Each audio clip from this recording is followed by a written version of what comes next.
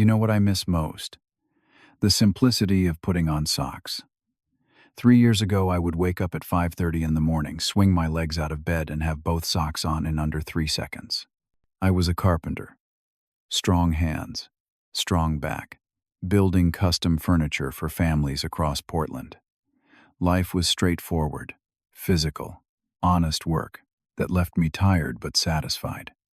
But 6 weeks after my back surgery, sitting on the edge of my bed with a pair of black socks in my trembling hands, I realized that sometimes the smallest tasks reveal the biggest truths about your life and about the people you thought loved you. Before I continue with what happened that morning, I would love to know where you are watching from. Drop your city or country in the comments below. If you have ever felt underestimated when you were at your lowest, hit that like button. And subscribe, because what happened next taught me the most valuable lesson about self-worth I have ever learned. Now, let me take you back to 3 months before that morning when everything started to fall apart. I am Corey, 32 years old, and I have been a self-employed carpenter in Portland, Oregon for the past 8 years. My days used to start before dawn. The smell of fresh-cut wood, the satisfaction of sanding a surface until it was smooth as glass. The pride in delivering a handmade dining table to a family who would gather around it for years to come.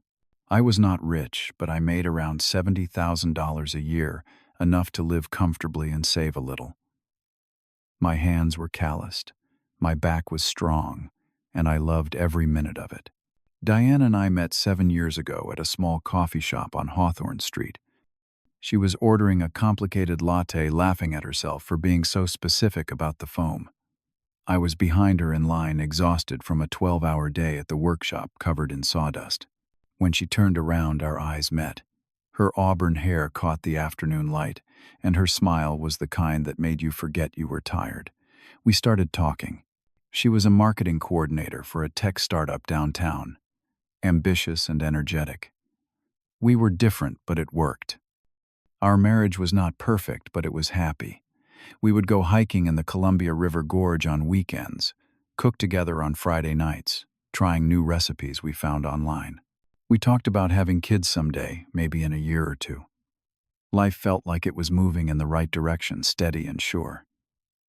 I never imagined that a simple mistake at work would unravel everything. It happened on a Tuesday in August. The temperature hit 95 degrees, and I was moving a massive slab of oak about 150 pounds across my workshop. My friend and occasional coworker Marcus was supposed to help me, but he had stepped out to grab more supplies. I thought I could handle it alone. I had done it before. I bent down, gripped the edges, and lifted. That is when I felt it. A sharp, blinding sensation in my lower back, like someone had driven a hot knife straight into my spine. My legs gave out. I collapsed onto the concrete floor, unable to move, barely able to breathe. Marcus found me there 20 minutes later. His face went pale. He is a good man, 45 years old, with decades of experience in construction, and I had never seen him look scared until that moment. He called 911 immediately. The ambulance ride was a blur of pain and panic. At the hospital, after an MRI and several consultations, Dr. Patterson, a calm, experienced surgeon in his 50s, gave me the diagnosis: herniated disc at L4, L5. He recommended surgery. Without it, I might never walk normally again. I remember lying in that hospital bed, staring at the ceiling tiles, thinking about the bills, the lost income, the clients who were waiting for their furniture. Diane sat beside me, holding my hand. Her grip was firm, reassuring. She looked into my eyes and said, "We will get through this together, Corey. I promise." I believed her. I had no reason not to. The surgery was scheduled 2 weeks later.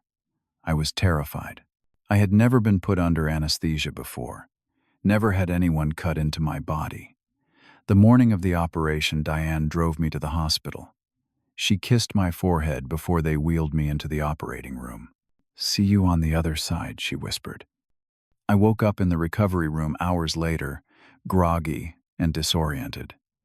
Dr. Patterson appeared beside my bed, smiling.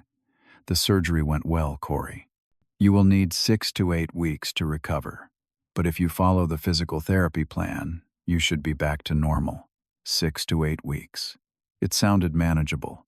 I went home the next day with a pair of crutches, a bottle of pain medication, and a long list of restrictions. No bending, no lifting anything over 5 pounds, no twisting. It felt like my entire identity as a carpenter, as a man who worked with his hands, had been stripped away. But Diane was there. She helped me walk from the car to our apartment. She made dinner that first night, set up my medications on the kitchen counter, and told me to rest. The first week was brutal. The pain was constant, a dull ache that spiked into agony whenever I moved wrong. But I stayed optimistic. Physical therapy started on day 10. My therapist, Laura, was a 30-year-old woman with boundless energy and a kind smile. She guided me through simple exercises that felt impossible. Lying on my back, lifting one leg a few inches off the ground, holding it for 5 seconds. It sounds easy, but every movement sent shockwaves through my spine. Laura encouraged me. "You are doing great, Corey. Baby steps." During that first week, Diane seemed like the partner I had always known. She checked on me, brought me water, asked how I was feeling. But by the second week, something shifted. She started coming home later, her responses shorter. One evening she walked in at 10 p.m., claiming she had a work dinner. I asked about it, trying to make conversation, but she brushed me off. "It was fine, Corey. I am just tired." She went straight to the bedroom and closed the door. I noticed other changes too. She stopped asking about my physical therapy. She forgot to prepare meals, and I had to fend for myself, which was difficult because standing for more than a few minutes made my back scream. One night I asked her to grab my pain medication from the bathroom. She sighed loud enough for me to hear and muttered, "Can you not get it yourself?" I was stunned. I hobbled to the bathroom on my own, each step a struggle, and I felt something crack inside me. Not my back. Something deeper. I tried to rationalize it. Diane was working full-time. She was stressed. Taking care of me on top of everything else must have been exhausting. I told myself to be patient, to give her grace. But the coldness in her eyes, the way she looked at me like I was an inconvenience rather than her husband, it was impossible to ignore. One night I lay awake in bed, listening to her in the living room. She was texting someone, laughing softly. She had not laughed like that with me in weeks. By the 4th week after surgery, I still could not return to work. My savings were dwindling. We had about $8,000 left, and the medical bills kept coming. Insurance covered some of it, but not nearly enough. I tried to contribute by working from home, sketching designs for future projects, reaching out to old clients. But it was not the same. I felt useless. Diane grew colder with each passing day. She came home late 3 or 4 nights a week. Always the same excuses. Overtime, team meetings, drinks with colleagues. When she was home, she avoided me. She stayed in the bedroom, claiming she had a headache or needed to catch up on work. I tried to talk to her. One evening I sat her down and asked, "Is everything okay between us?" She barely looked up from her phone. "I am just tired, Corey. Work is stressful." But she did not ask how I was doing. She did not ask about my recovery. It was like I had become invisible. One Friday night I decided to make dinner. It took me 2 hours because I could barely stand at the stove, but I managed to prepare a simple pasta dish with marinara sauce. I was proud of myself. I set the table, lit a candle, and waited for Diane to come home. She walked in at 8:30, glanced at the food, and said, "I already ate." "You did not text me." Her tone was flat, almost annoyed. I stared at the meal I had spent 2 painful hours making, and something inside me broke. I did not argue. I just packed the food into containers and put them in the fridge. The verbal jabs started around week 5. One Saturday morning, I was practicing walking without my crutches. It was a small victory. I managed 10 slow, careful steps across the living room. I was excited. I wanted to share it with Diane. She came out of the bedroom dressed in expensive yoga clothes, ready to head to her class. "Die, look," I called out. "I can walk without the crutches now. The therapy is working." She glanced at me, her expression blank. "Great," she said. "Maybe you can start pulling your weight around here soon." Pulling your weight. The words hit me like a punch. Before my surgery, we had always shared everything. Bills, chores, responsibilities. We were a team, but now she was keeping score. I forced myself to stay calm. "I am trying my best, Di. The doctor said 6 to 8 weeks. She cut me off. "It has been 5 weeks, Corey. Other people recover faster." She grabbed her keys and left. I stood there in the middle of the living room, feeling more alone than I had ever felt in my life. Then came the morning that changed everything. Week 6. I woke up early, determined to prove to myself that I was getting better. I sat on the edge of the bed and slowly pulled on a t-shirt. That part was manageable. But then I reached for my socks. Black, simple, everyday socks.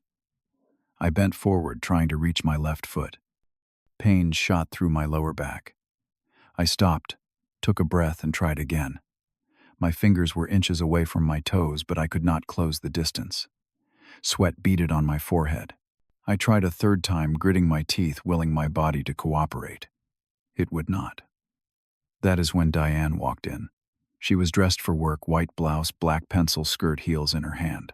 She looked polished, put together, completely detached from the man struggling on the bed in front of her. For a moment I thought she might help, the way she used to, but instead she let out a sharp, derisive snort. I looked up at her, confused, and then she said it. "You are like a broken appliance, Corey. Useless and taking up space." The words hung in the air. I could not believe what I had just heard. I stared at her, waiting for her to take it back, to apologize, to show even a flicker of the woman I had married. But she did not. Instead, when I did not respond, she added, "Honestly, I do not even know why I bother coming home anymore." My chest tightened. Anger surged through me, hot and consuming. But I refused to let her see how much she had hurt me. I forced a smile, even as my back throbbed and my heart shattered. "I will be fine, Diane," I said quietly. "You do not have to worry about me." She looked at me for one more second, her face cold and unreadable. Then she grabbed her purse and walked out. The door slammed shut behind her. I sat there alone, the socks still in my hand, and something shifted inside me. The pain in my back was nothing compared to the realization that the woman I loved had just revealed who she truly was, and I could not unsee it. I sat there for a long time, staring at the closed door. Then I remembered. Diane had left her phone on the kitchen counter. She always did that when she was running late. Normally, I would never invade her privacy. I trusted her completely. But after what she had just said, after weeks of coldness and distance and lies I had to know, I stood up, every movement agonizing, and slowly made my way to the kitchen. 5 minutes of shuffling steps. When I reached the counter, I picked up her phone. It was unlocked. She used Face ID and had not locked it again after checking it earlier. I opened her messages. At the top of the list was a name I did not recognize. Drew. I clicked on it. My hands started to shake as I read. The most recent message was from the night before. Drew wrote, "Can't wait to see you tonight." "Your place or mine?" Diane replied. "Mine. He's basically furniture at this point. Won't even notice." Drew responded, "Poor guy.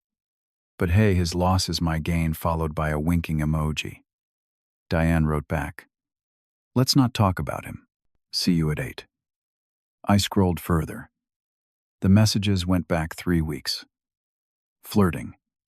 Planning meetups. Inside jokes. All those late nights, all those work dinners, all those excuses. They were lies. Every single one. I took screenshots of everything and sent them to my personal email. Then I deleted the evidence that I had opened her messages and placed the phone back exactly where I had found it. I do not know how long I stood there. My back was screaming at me to sit down, but I could not move. I felt numb, betrayed, but also strangely clear. This was not just about infidelity. It was about respect. Diane had kicked me when I was down, mocked me when I was vulnerable, and then sought comfort in another man's arms. She had shown me exactly who she was. And I was done. I called Marcus. He arrived within an hour, concern written all over his face. "What is going on, brother?" he asked. I told him everything. The surgery, Diane's coldness, the things she said, the messages I had found. His jaw tightened. "Man, I never liked the way she looked at you at the hospital. Something felt off." He shook his head. "What do you need?" "I need to get better," I said. "Really better. And then, I need to get out." Marcus nodded. "I am with you. Whatever you need." We made a plan. First, I would double down on physical therapy. I would push myself harder than I ever had before. Second, Marcus knew a divorce lawyer, Janet Reeves, who had a reputation for being tough and fair. Third, I would protect my assets. I transferred $8,000 from my personal savings account, money I had saved before we got married, into a new account under only my name. It was legal. Fourth, I would document everything. The medical bills, the infidelity, the timeline. And fifth, I would stay silent. Diane could not know that I knew. Not yet. That afternoon, I called Laura and asked if I could increase my physical therapy sessions from 2 to 4 times a week. She was surprised, but supportive. "Corey, what happened? You seem different." I smiled. I found my reason to fight. And I meant it. Every day after that, I pushed myself to the limit. Planks that left me shaking. Stretches that made me grit my teeth. Walking exercises that started at 10 steps and grew to 500 steps a day. Marcus came over 3 times a week to work out with me, encouraging me, refusing to let me quit. I changed my diet. I researched anti-inflammatory foods and started cooking meals rich in protein and nutrients. Grilled salmon with roasted broccoli, sweet potatoes, spinach salads. I drank water constantly and made sure I got 8 hours of sleep every night. By week 7, I could walk normally around the apartment. By week 9, I could go outside and walk for 30 minutes without pain. By week 10, Dr. Patterson examined me and was astonished. "Corey, this is remarkable. You are healing faster than 90% of my patients." I looked him in the eye. "I have my reasons, Doc." While I was rebuilding my body, I was also preparing legally. I met with Janet Reeves, a sharp, experienced lawyer in her mid-50s. I showed her the screenshots, explained the timeline of the affair. She nodded, taking notes. "This is solid evidence," she said. "Oregon is a no-fault divorce state, but adultery can affect spousal support. Since you do not have children and she cheated, you are in a strong position." We went over the assets. Diane and I rented our apartment, so no property to divide. We each had our own cars. The joint account had $12,000, which would be split. My workshop, my tools, my client list, all of it was mine, from before the marriage. Janet prepared the divorce papers meticulously. I signed them in week 10. Now I just had to wait for the right moment. Meanwhile, Diane became even more brazen. She barely came home anymore. When she did, she locked herself in the bedroom. She stopped pretending to care. One evening, I made dinner again, a final test. She walked in, saw the food, and sneered. "I am on a diet. You should not have bothered." I smiled. "No problem. I will save it for tomorrow." Inside, I was counting down the days. By week 11, I was fully recovered. I could lift, bend, and move without any pain. I returned to the workshop part-time and started taking on new projects. My clients were thrilled to have me back. Marcus looked at me one afternoon and asked, "You ready?" I nodded. More than ready. I chose a Friday night. Diane usually came home latest on Fridays. I spent the day preparing. I packed all of her belongings into 3 large suitcases: clothes, shoes, makeup, everything. I placed the suitcases by the front door. I laid the divorce papers on the kitchen table. Then I called a locksmith and had him change the locks on the apartment. It was legal. The lease was in my name. I had paid the deposit. I paid the rent. I waited. Diane came home at 11 p.m. I heard her try to unlock the door. The key did not work. She knocked confused at first, then angry. "Corey, what the hell?" "Open the door." I walked over and opened it. I stood there straight and strong, no crutches, no pain. She looked at me genuinely surprised. "You are standing," she said, as if it were impossible. "Yeah, D.I., replied calmly. "I am standing." Amazing what determination can do. I pointed to the suitcases. "Your stuff is here. You are not welcome anymore." Her face shifted from surprise to fury. "What? You cannot kick me out. This is my home, too." I handed her an envelope. "Check the lease. My name. I paid the deposit. I pay the rent. These are divorce papers. You have been served." She ripped open the envelope, read the first page, and her face went pale. "Divorce, Corey, wait. We can talk about this." I looked her in the eye. "I know about Drew Dye. I have known for 5 weeks." Silence. Complete crushing silence. She opened her mouth, closed. It opened it again. "Corey, please. I made a mistake. We can work through this." I shook my head. "You thought I was useless. Like a broken appliance. Remember? Turns out I am not broken. I just needed time to fix myself. And while I was fixing myself, I fixed something else too. This marriage. By ending it." She started to cry. "Where will I go?" I felt nothing. "Maybe Drew's place. You have been there enough." The building's security guard, whom I had alerted earlier, appeared at the top of the stairs. "Ma'am, I need you to leave the premises." Diane looked at me one last time, mascara running down her face, and then she grabbed her suitcases and left. I closed the door, locked it with the new key, and took a deep breath. For the first time in months, I felt light. But it was not over yet. At midnight, the doorbell rang. I looked through the peephole. Diane stood there, eyes red and swollen makeup smeared. She knocked softly. "Corey, please. Let me in. We need to talk." I did not open the door. "We have nothing to talk about, Diane." Her voice broke. "I am so sorry. I was wrong. About everything. Drew. He said he does not want me. It was just a fling to him. It meant nothing." I listened through the door, feeling nothing but emptiness. "I threw away 7 years for nothing," she continued. "Please, Corey. Give me another chance." I spoke clearly, calmly. "Diane, you called me useless when I could not even put on my socks. You mocked me when I was at my lowest. You cheated on me while I was recovering from surgery. This is not about Drew. This is about who you really are when things get hard.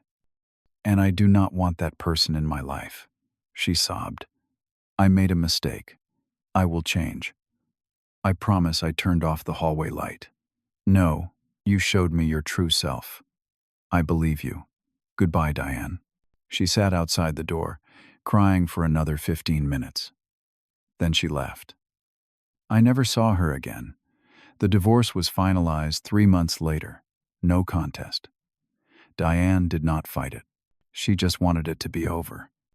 I heard through Marcus that she had been fired from her job after the company discovered her relationship with Drew violated their workplace conduct policy.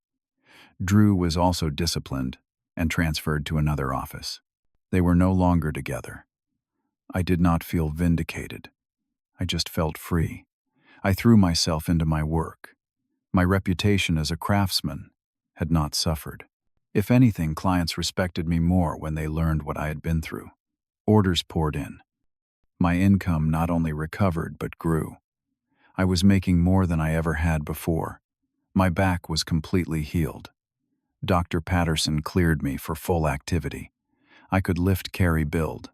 I was whole again. Marcus became more than a coworker. He became my brother. You were there when I needed someone most, I told him one evening over beers. He shrugged. That is what brothers do. Laura, my physical therapist, invited me to speak to other patients who were struggling with recovery. I agreed. If my story helps someone else, I am happy to share. I told them about perseverance, about not giving up, about finding strength in the darkest moments. I did not mention Diane. The story was not about her. It was about me. I learned something profound during those months. I learned that the people who are supposed to love you most can hurt you the deepest. But I also learned that pain does not have to define you. When Diane said I was useless, I had two choices: believe her or prove her wrong. I chose to prove her wrong, not for her, but for myself. Recovery is not just physical. It is mental, emotional, spiritual. I had to recover from the surgery, yes. But I also had to recover from betrayal, from believing I was less because I was temporarily weak. Strength is not about never falling down. It is about getting back up even when every muscle screams at you to quit. And it is about knowing when to walk away from people who do not deserve you. 6 months after that terrible morning with the socks, I sat in my workshop polishing a custom dining table I had just finished. The smell of wood filled the air. Afternoon sunlight streamed through the window. I looked down at my hands. They were steady, strong, capable. I bent down and effortlessly lifted a heavy plank of wood. No pain. I smiled. Life was not perfect, but it was mine. I thought about that morning struggling with a simple pair of socks, feeling broken and worthless. Funny how something so small, a pair of socks, can change everything. These days I put on my socks every morning in 3 seconds flat. And every time I do, I remember. I survived. I rebuilt. I won.